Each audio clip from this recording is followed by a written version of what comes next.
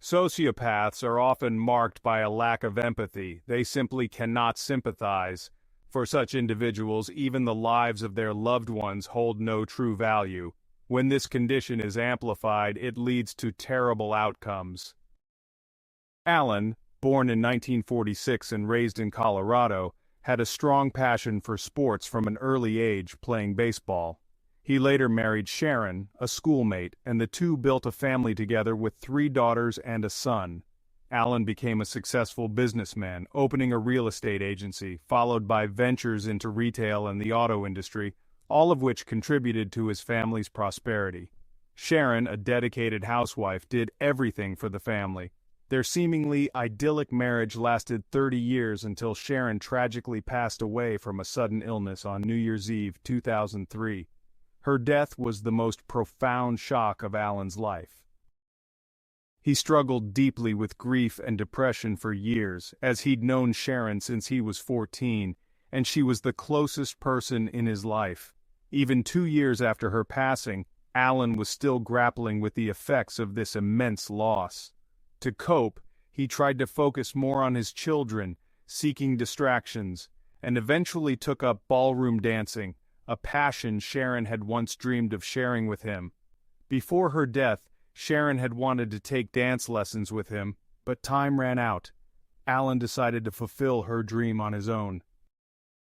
In Grand Junction, where he took dance classes, Alan met Miriam Giles, a 48-year-old dance teacher from Florida who had recently moved to Colorado.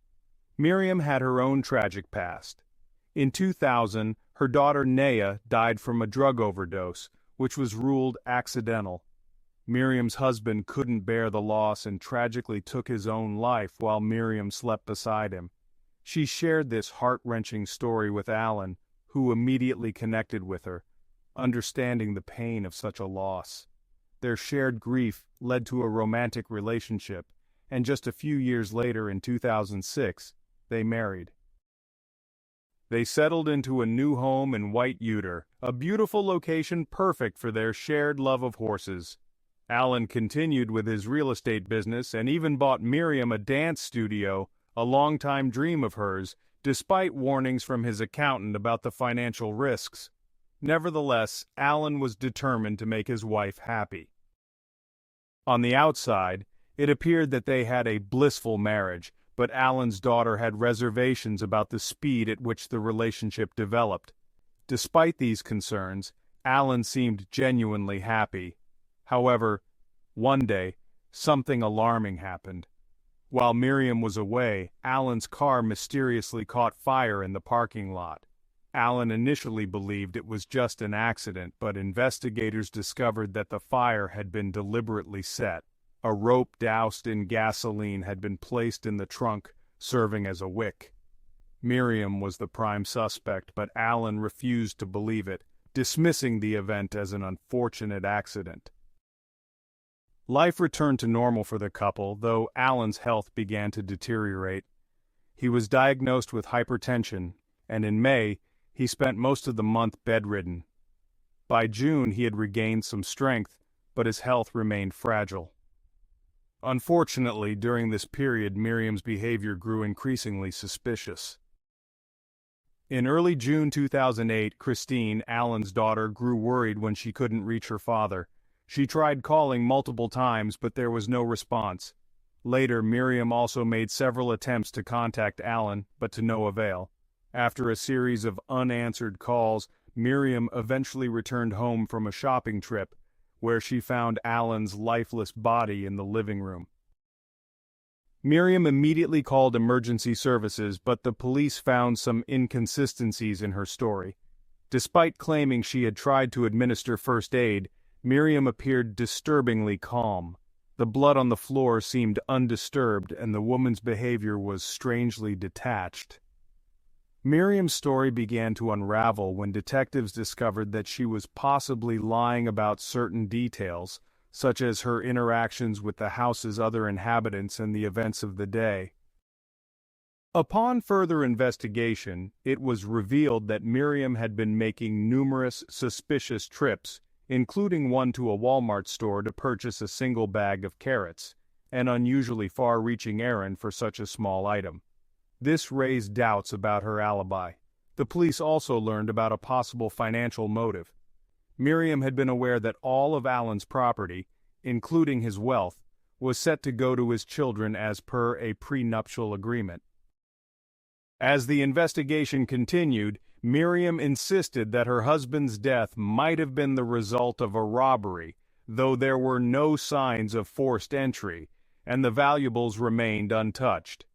Miriam was increasingly seen as the prime suspect, particularly as it emerged that she may have been trying to frame Alan's estranged son, Alan Jr., for the crime. Throughout the interrogation, Miriam repeatedly emphasized the prenuptial agreement and her claims that she did not know of any potential enemies Alan may have had. But detectives were skeptical of her narrative, noting the contradictions in her statements, her calm demeanor during the investigation, and her suspicious behavior surrounding the crime scene. All of these factors led them to believe that Miriam was not as innocent as she claimed. She was surprised by one detail. She seemed somehow distant. She couldn't even name the addresses of her husband's children and their ages. It seemed strange. One way or another, Slavomir should have been checked. According to her testimony, a visiting relative, Josh, and the son of the murdered man, Alan Jr., looked suspicious. Later, the alibi of both was successfully confirmed, and they were excluded from the list of suspects. Other relatives claimed that there was no conflict between father and son at all. This was an obvious lie. The woman insisted that Alan had no enemies. However, she remembered that a few weeks before the tragedy, there had been a small conflict with a contractor who was working on the property at home. Alan had asked for a written invoice from him and then delayed payment for several weeks. The man paid off this debt. It seemed that this should have been the end of the incident, but perhaps this is not entirely true. The detectives asked whether Miriam had some kind of insurance policy on her husband. The widow did not know, but instead stated that Alan owed investors about $400,000 on several projects.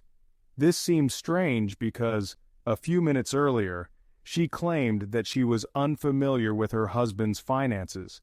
Suddenly, Miriam asked if she was considered a suspect, and the investigators replied that they had some doubts about her. She then pulled out of her pocket the receipts that she had collected from all points of the city where she made purchases on the day of the murder. It was done so demonstratively, as if she had collected them deliberately and was preparing an alibi for herself. After the interrogation, Miriam was taken to have the clothes she was wearing at the house checked, and also to have her hands washed to check for possible gunpowder residues. Then, the woman was released. During the autopsy, the forensic expert found a hole where the bullet had passed through the back of the head. No traces of gunpowder were found on the skin, which means he was shot from a distance of several meters. The wound instantly struck the frontal region of the brain, so it should have killed the man within a few seconds. He fell, causing a lump to form on his head and arms. No defensive injuries were found on his body. Apparently, he was taken by surprise. A toxicological examination showed the presence of caffeine and nicotine, but there was no alcohol, prohibited substances, or any medications. Of course, it was considered a case of murder by the expert. Alan died several hours before the police arrived at the house at approximately 8:09 a.m. His wife left the house around this time, which means she could well have been involved in the crime. However, no traces of gunpowder were found on her clothes or hands. Although it was possible that the woman had changed clothes and carefully washed her hands, investigators gained access to the victim's mobile phone. Early in the morning, he received a call from his daughter, who spoke about some documents and the need to meet to sign them. Calls from unknown numbers were also found, possibly creditors who called after the tragedy became known. Many calls were received to the number from concerned friends and relatives searching for additional information. The police contacted the housekeeper, Trish, who lived not far from the Khilmikov's house and had known the family for many years. The woman had cleaned their house. She first met Alan before the death of his first wife. According to her, the last time the housekeeper came to work was on June 9, 2008, just a day before the murder. She confirmed that Alan really didn't lock the doors, so she calmly went inside and began cleaning as usual. The woman noticed that this time Alan behaved very strangely. A usually talkative man, he simply ignored her presence and didn't even say hello. He seemed very worried and didn't even look at her while sitting at the table. Soon, a man, VS, appeared. It also seemed to Trish that something was wrong in the couple's relationship. She couldn't provide any more valuable information. The investigators decided to check the widow's past. Miriam had problems with the law after the tragic deaths of her daughter and husband. She even had to sell her property to cover lawsuits. When investigators spoke with one of the parties involved, they learned that Miriam really had financial problems due to the exorbitant spending of her wife. Alan was previously a successful businessman and a wealthy man who helped the children well. However, the purchase of a dance studio and the huge expenses for maintaining horses caused him financial ruin. It all still looked suspicious.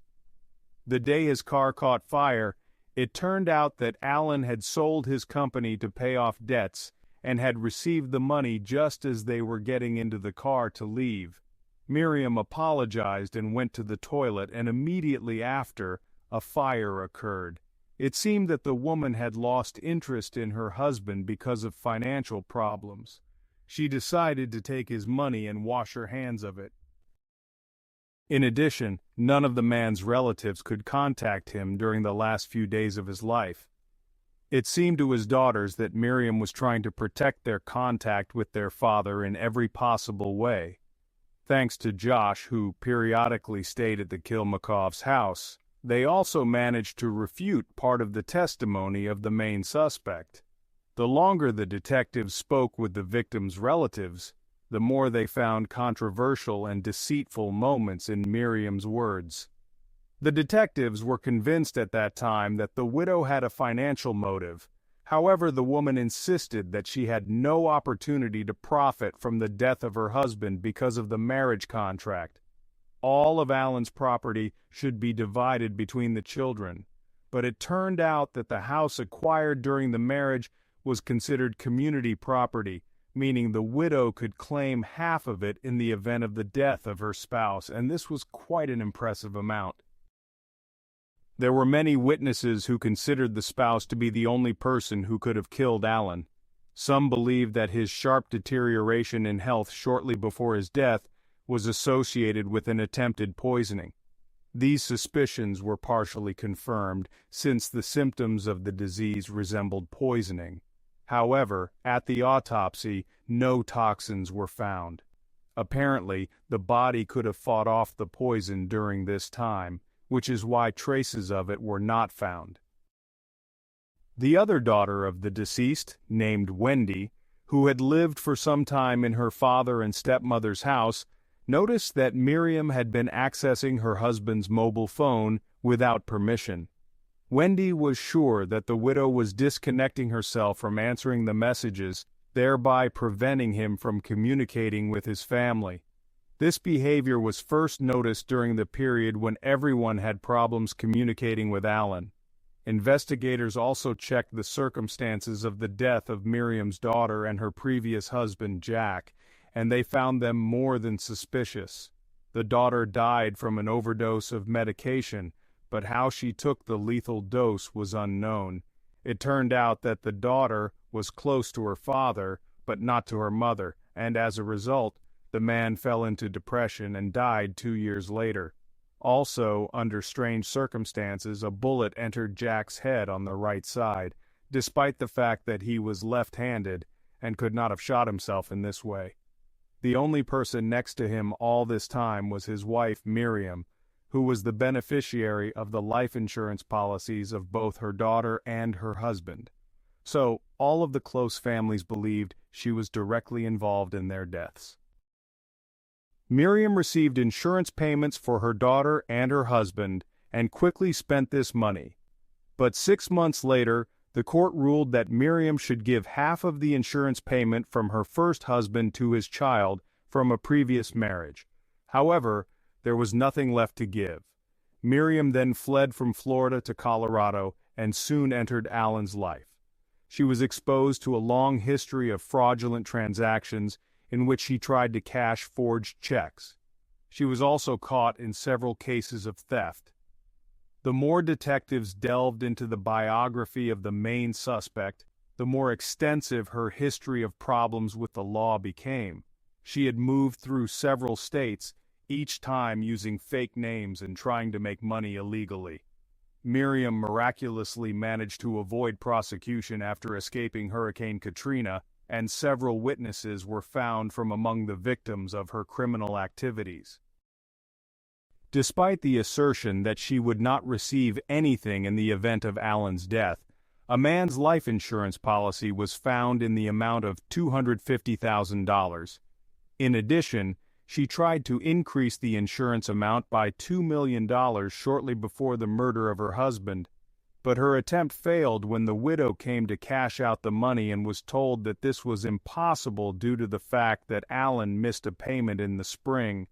This was because his wife had tried to limit his use of his mobile phone, causing them to miss the notification of the need to make a payment. 2 weeks after the murder, the best friend of the main suspect reported strange occurrences. She called, seemed scared, and reported that someone had come to her house while she was at work. A friend allowed her to stay in her apartment. The woman stayed overnight, and the next day, they went together to Alan's house, where they found a yellow envelope with a postcard under the rug. It was written in sloppy handwriting with errors that Alan had become the next, and not the last, victim in Miriam's life. The mysterious attacker hinted at her first husband and daughter. After that, the main suspect immediately called her lawyer, but it was strange that the intimidated widow said she feared for her life, suggesting that the author of the note might return to their house. The woman said that she had never known such an offender, and was not at all surprised when she was accused. The court found the main defendant guilty of the murder of Alan, the attempted murder by poisoning, and several counts of forgery. She was sentenced to 108 years in prison. Thank you for watching.